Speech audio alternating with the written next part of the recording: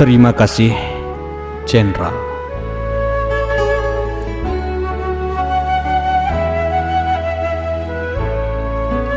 Sebelumnya, tak ada yang spesial. Tak ada tawa, tak ada riang. Tapi, ketika kau hadir di negeri yang subur ini, semua telah pudar.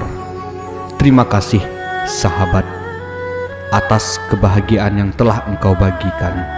Dan terima kasih sudah mendedikasikan dirimu untuk negeri Serabi Mekah ini.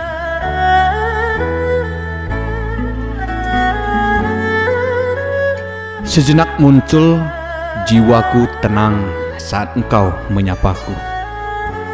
Dari keterpurukan dalam belenggu narkoba yang terus menghantui, tak ada seorang pun yang mampu membuatku berpaling dari candu itu selain engkau.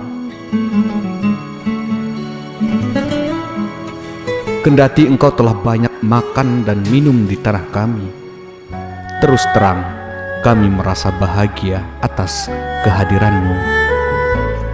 Uluran tanganmu itu akan terus kami kenang.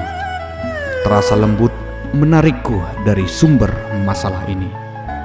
Terima kasih, sahabat. Terima kasih, Jenderal.